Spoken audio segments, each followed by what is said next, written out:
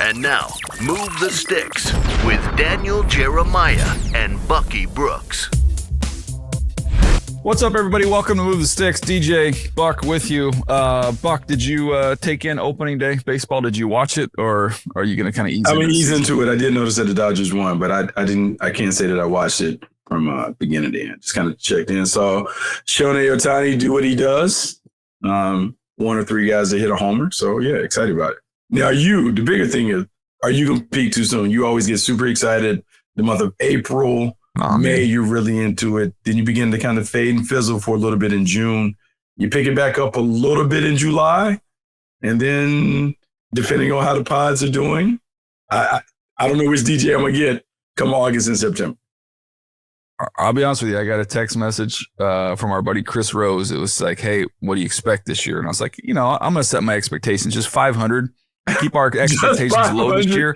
Just 500. Because Bucky always tells me that I get too excited. So I said, not this year.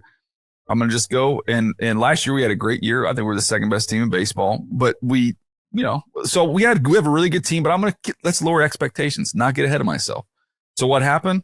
We faced Chris Sale, the reigning Cy Young Award winner yesterday, knock him around the yard and win. And I'm like, we're gonna win 100 games. Like, let's go.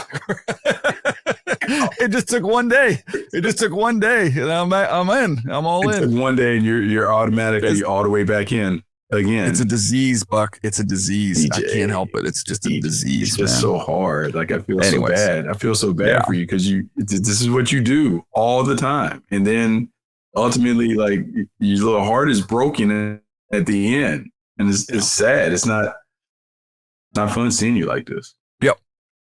No, it is what it is, but I'm all in on the pods right now. I am excited about the calendar getting ready to flip though, because we're almost to April, and that means, man, the draft is really, really creeping up on us.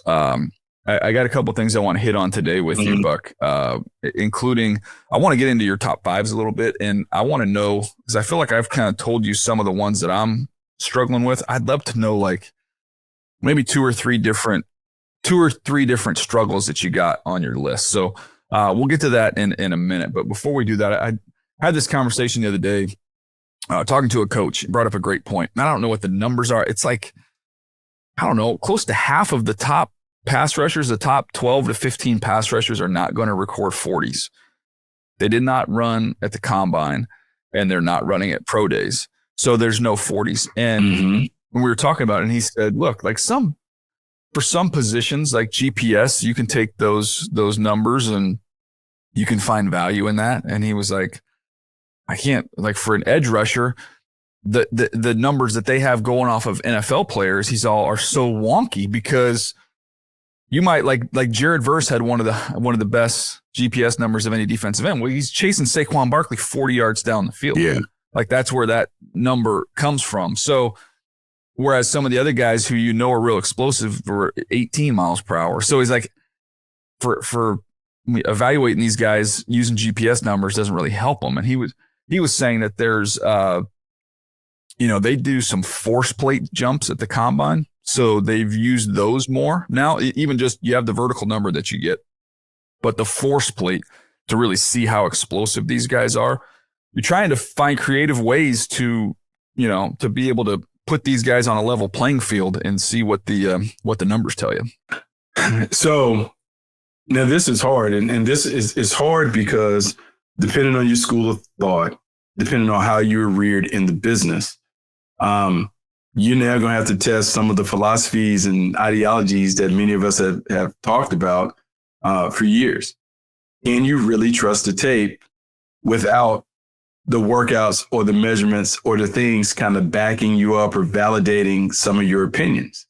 So when we talk about players, particularly pass rushers, we can talk about first step quickness, elite burst, and those things. And a lot of times we can validate that by looking at their 10 time or looking at some of the agility shuttles or 3-cone or any of those other measurements that we like to use to kind of say, oh, I can rubber stamp it because what I saw on tape has been matched on what they did in the workout.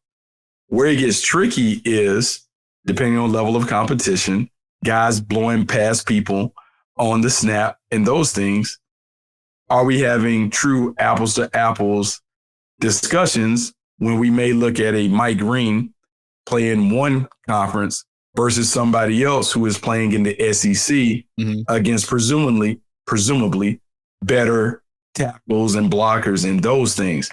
That's where it comes into play, because is there going to be a natural bias when we're trying to factor a set of players from one area versus a set of players from another area who may not have as many matchups against premier players? Well, I think that helps, when you have these guys that go to the Senior Bowl, because you mentioned Mike Green. Like, okay, well, I got to watch Mike Green go one-on-one, a couple days at the Senior Bowl against some of the better tackle prospects in the draft, including the famous rep against Connerly that, made the rounds, where you got a chance to see how explosive he was. So you've got that. Izaraku from Boston College was another one that was there.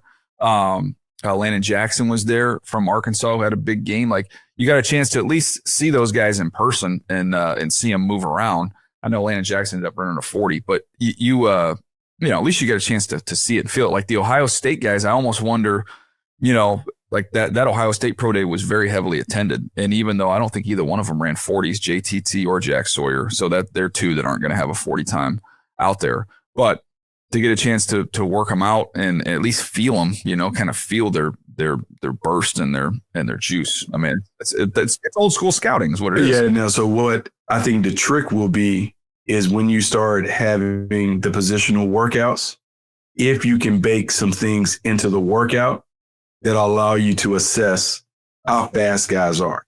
I think ultimately what you'll have is a meeting of the minds between coaches and the scouts to figure out what can we put them through. What is the one drill that we can put everybody that we work out through, that maybe we can have a scout time on the side that allows us to have comparables when we go to talk about these top guys. Okay, Jack Sawyer did this in this drill. Landon Jackson did this in the same drill. So now we can have some subtle things that we can line up. But we knew it was a matter of time when these guys started opting out of workouts and 40s and those things, that we as evaluators, we were going to be tested, where we really have to hang on what we always say that we do. Trust the tape, trust the tape, trust the tape. Well, now you got to trust the tape. Yeah, no, it's 100% true. And it's become it's become a buffet of, I want to do, okay, I'll do the 3-cone, but I'm not going to do the jumps. I'm not going to run.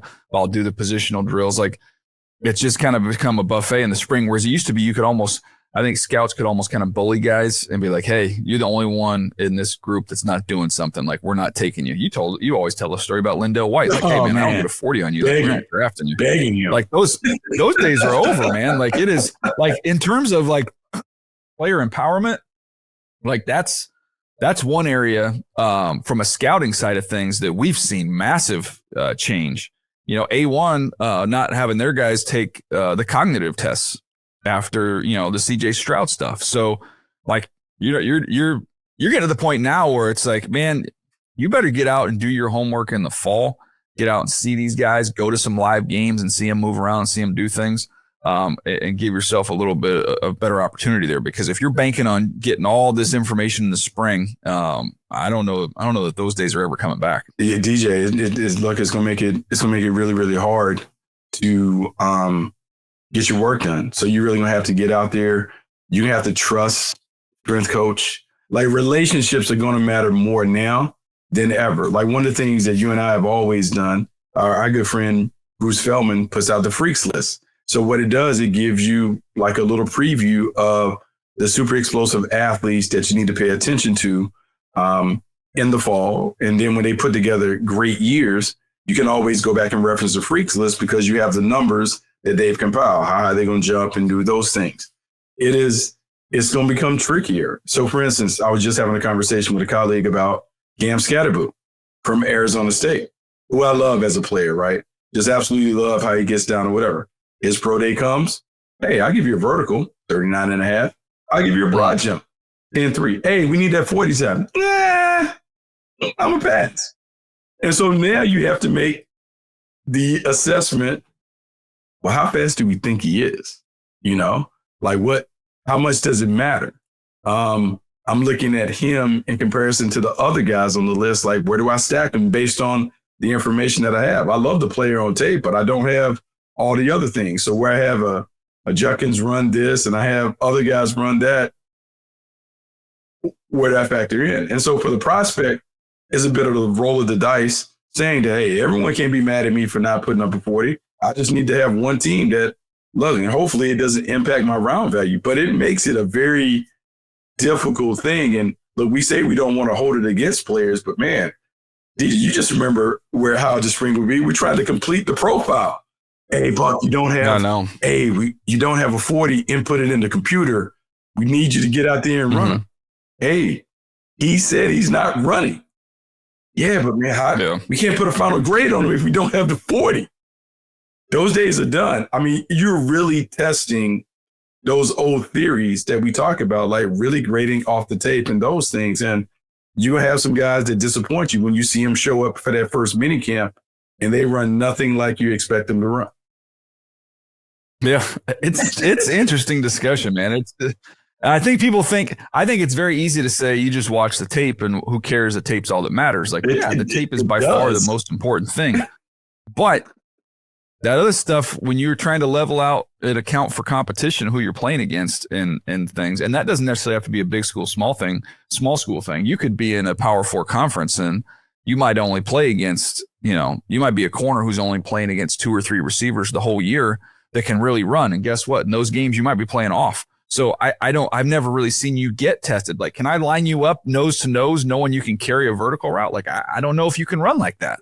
So it does matter. It does matter. So that's why it becomes very, very challenging. Yeah, it becomes a challenge. And all these things are only become more challenging. And so the one thing that I do know about scouts and evaluators, like, look, we're adaptable, we'll adjust, but it makes it hard, particularly in doing some of the things that we love to do, right? So we all, everyone keeps a log and a history, right?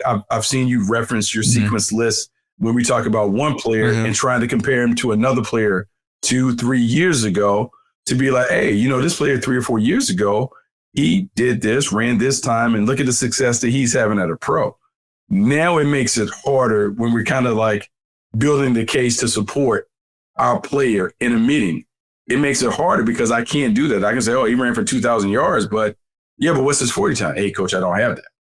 Well, how do we know if he's going to survive? What are the superpowers that he brings to the table that's going to enable him to replicate that success as a pro? It just makes it more difficult to be able to make some of these arguments when you have prospect A and prospect B with similar grades, but I have an incomplete profile on prospect B.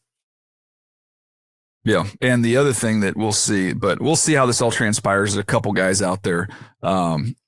There's definitely theories around the league too, which is, this is how you get through the process without running.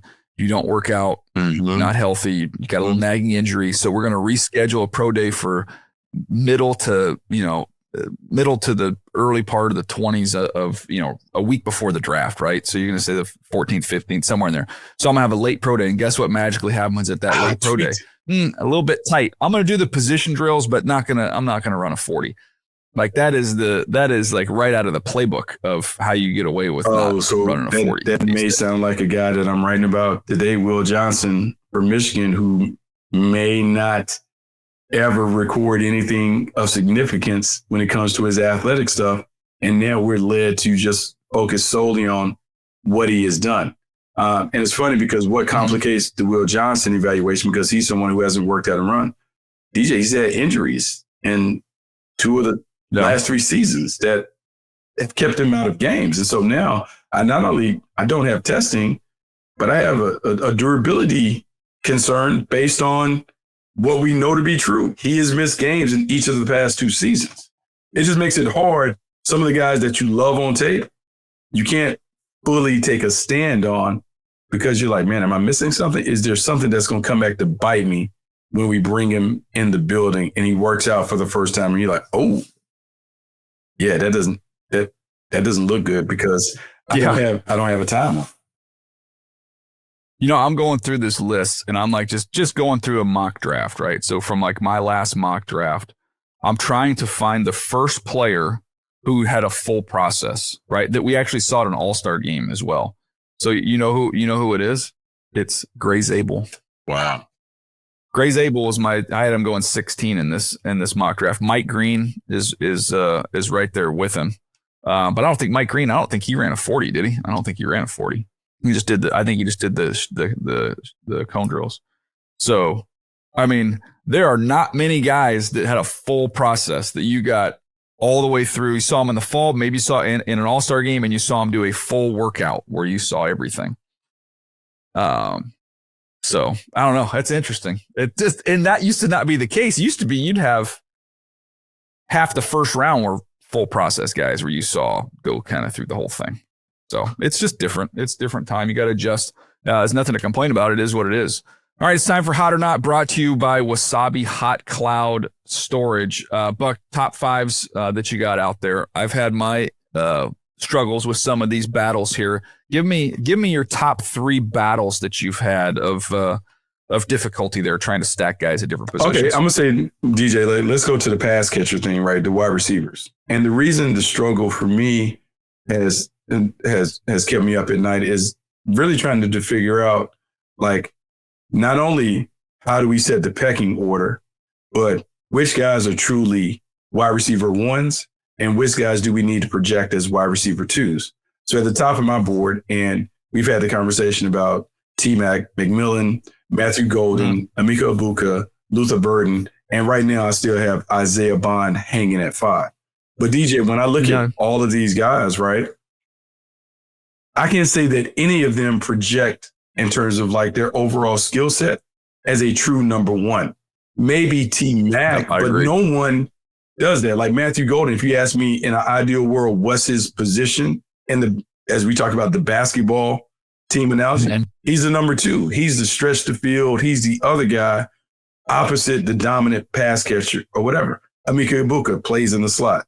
Luther Burden is more like the Debo Samuel, kind of do everything, run option routes, give it to him on fly sweeps and those things.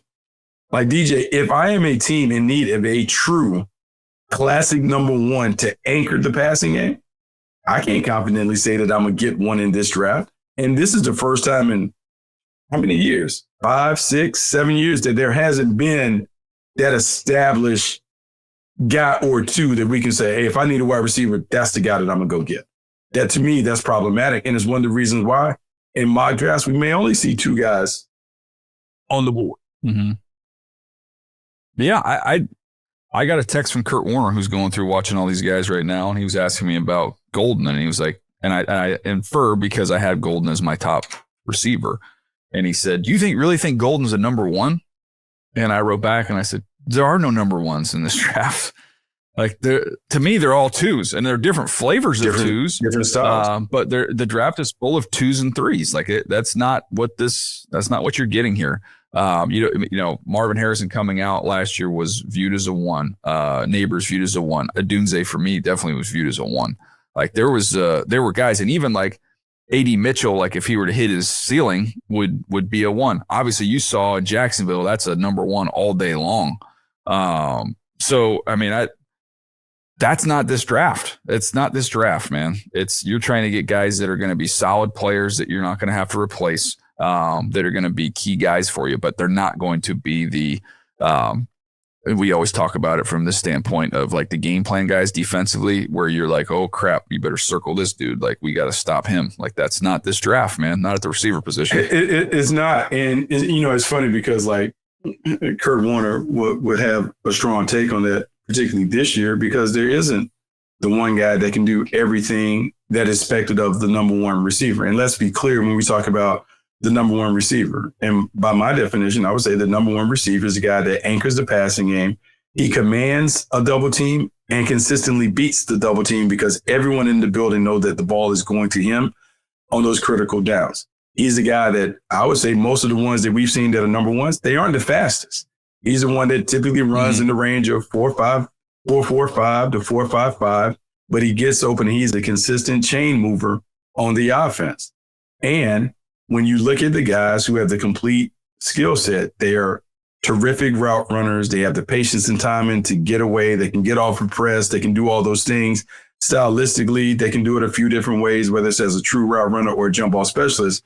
But they're the ones that when you show up on Sundays, everyone knows they're getting the ball and they continue to get the ball. And so I don't see any of those unstoppable forces in this draft class. And that is why, DJ, if I'm a team in need of one, I would probably pass in the first round on a wide receiver and probably settle in the second or third round, because honestly, I might get the same thing that I would get in the first round in the second and third round based on the lack of dominant pass catchers in this draft class. Yeah, like you say, the argument of, okay, I could take Matthew Golden in the first, or I could take Knoll from Iowa State in the second, you know? I could take Royals in the third, like however you want to do it. How big is the difference? Like, how big is the difference on the grades? Dad, my grading scale, there's no one that's going to grade out at a 7.0 or higher where you're like, boom, I know for sure exactly what I'm getting. So if I'm not getting that supply and demand, well, let me look elsewhere at another position where the value matches where we're at in the round, and I'm going to get what the verbiage says I should get with a first round player. Hey, I'm getting a day one starter. I'm getting an impact player. I'm getting someone that's going to change the game for the next 4 or 5 years.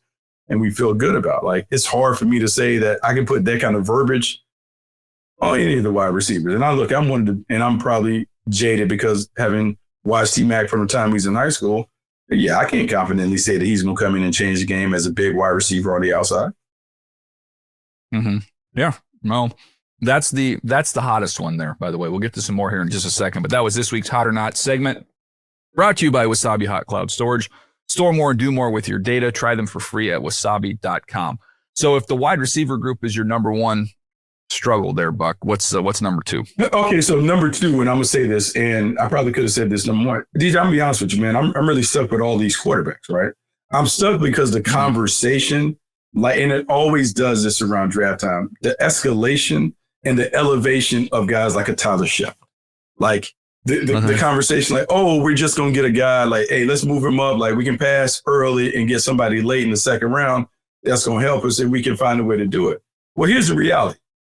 That hasn't worked. Like, it hasn't worked. Jalen Hurts is the only one of the final 8 that was a second round. There was a second round player that was in the tournament. Like, it rarely works. And we're talking about the hit rate in first round as being 44%. Well, then what is it going to be when we get out of the first round when it comes to the hit rate? So I'm having a tough time and I know some of this is influenced because on TV, we always want to talk about the quarterbacks. But like DJ, if we talk about the tiers and what's really going to pop, look, man, to me, I think there's a significant drop off. Like, and I know people like we saw Jackson Dart. You saw Jackson Dart at the Senior Bowl. And I'm actually a believer that Jackson Dart can be a starter. But after that, man, I can't sit here and rubber stamp anybody, but all the grades are bunched together. And so I'm like, if you're going to take one, you got to take one in the first round just because those are the ones that pop. I don't know if these dudes can be like what we're chasing, because I think it's really important that everyone views the standard at quarterback based on what's really playing. And if we use the AFC as an example, and the reason I say this is because both of us also have side gigs with AFC teams. Well, when I look at the AFC and the gauntlet that we have to run to really win in the AFC, Pat Mahomes, Josh Allen, Lamar Jackson, Joe Burrow, Justin Herbert.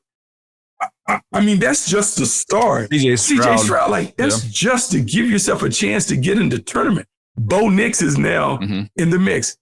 DJ, if you're not taking a quarterback with superpowers, you're wasting your time. And it's easy for me and you to talk about that because we're not affiliated with a team. We don't have the desperation. But that's the reality of the situation. If your quarterback cannot engage and win a shootout with the aforementioned names, what are we doing? I was having this conversation the other day with someone about this exact topic. And my point was, at the end of the day, there's not that much difference between missing on greatness and hitting on average. Like, you know what? In 3 years, you're still looking for somebody new. Like, so my whole thing is like, I think I would rather gamble on greatness. If I hit it, we're set. Well, I don't have to worry about this. We're going for the next decade, Buck. Like we're cooking with gas. And guess what? If I miss, I'm coming right back. I'm gonna try and swing for a big one again the next time. If I correctly evaluate this guy is going to be okay, like middle tier, and I hit on him, what's my reward for hitting on him? Well, 3 years from now, we're going to all sit in our draft meetings and go, guys, like we can't get through that gauntlet of quarterbacks you just talked about. Like our team has to be perfect everywhere else to get through the gauntlet of quarterbacks with an average, B-level player. Like it's an interesting conversation. It's an interesting conversation, and it brings you to the thing, right? So then we talk about, all right, the tools that succeed. So what are the superpowers that the player brings to the table? Because like what we're gambling on are the superpowers. Because, okay, let's talk about all of those guys that we mentioned, with the exception of Joe Burrow. Joe Burrow's superpower, I would say, was his processing ability, his IQ. Accuracy, okay, so let's talk about everybody else just in the AFC. Pat Mahomes' superpower, like just ridiculous arm talent, improvisational skills through the roof. Okay, but even then, DJ, he wasn't a slam dunk when we were talking about him in the draft class. We weren't saying, oh, man, this is the number one overall guy. We got to put him up there. Take him away. Josh Allen, MVP this year. Josh Allen at Wyoming. I went and saw him twice. I saw him at the Potato Bowl, and I thought he was talented, but his accuracy was all over the place. He couldn't paint the strike zone. And I would say this, he ran around at Wyoming, but he didn't display that he could be this kind of runner at the NFL level. So what you're talking about is elite talent, elite movement skills, or whatever. Lamar Jackson, ridiculous runner at Louisville, can move around and make all those things. But what did we say? Hey, man, he wasn't an accurate thrower outside the numbers. The ball fell off the table when he had to throw outside breaking routes that landed outside the numbers. 2-time MVP, all the traits, wide receiver like speed, and those things. I mean, DJ, we're talking about the best of the best were the ones that we physically looked at and said, you know what we're going to do, guys? I'm going to throw a dart. And I'm going to say that, hey, his talent and tools are going to give us a chance to build an offense around what he can do really, really well. Yeah, and I think the teams that are, considering the second wave of quarterbacks, I think, it's been a minute now, but, what you're holding on hope is that it's your Derek Carr, your Andy Dalton, Russ, you've got Cousins, like that's been a minute since teams were hitting on those guys. And everybody that you're talking about, Russell's in his 13th year. I mean, everybody that we're talking about, that's a decade plus ago. But since then, Hurts is probably, he's like the last in terms of like the day two guys. He's like the last one. It's Hurts and it's Brock Purdy. They're the last of them that we can talk about being that. And so when you think about, let's just talk about. A couple years ago, we got excited about, hey man, Desmond Ridder. Hey man, maybe Desmond Ridder can be the day two guy that, man, Desmond Ridder's he's on his third team. Yeah, he can't stick because when you put him out there, you now realize, and this is no disrespect or slight to Desmond Ridder. Like, look, respect anyone who's been in the league or whatever, but there have been teams and coaches who've had him on the field and they quickly decided, I can't compete with the best of the best with him as my starting quarterback. Kenny Pickett on his third team. He was a first-round pick in that draft. Same thing. There are teams that decided, man, like if he's on the field, like he's good, but he ain't good enough to help us close the gap on the competitors. That's what we're talking about. And so the interesting thing that we'll see in this draft, how many decision makers can stand firm on those ideals that we talk about. This is one thing for you and I to say, nah, be patient. You better get the right one. It's another thing when the owner and the fan base is clamoring for a franchise quarterback. Yeah, it's it's a huge challenge. It is a huge challenge. But I mean, I get it. You got to take your swings. My whole thing is though, if you're just gonna swing, like, man, just go for it. Like, there's no, you go up to the high dive. You don't just jump in the pool. Like, you got to go up and take your swing, man. Go for somebody that if they hit you. And so now let's talk about that. So here's the funny thing. So when you do that, though, nobody remembers why you took the swing. Anthony Richardson, right? So the Indianapolis Colts, fourth overall pick, they take a swing on Anthony Richardson. Everyone loves it at the time. Like, oh, man, the tools and the talent and this and that. And then he plays. And then when he plays, you don't have the patience to live through the icky stuff that you have to live through to hope that he gets to the other side. So that's the conundrum that decision makers find, because when I do gamble on the tools and the traits, man, I need the support of everybody inside the building and outside the building to understand what we're going through. I mean, a lot of those guys you mentioned, like they were a little bit patient with Josh, and then he got it, he figured it out pretty quickly, but there was some downtime early on there. Mahomes didn't play right away.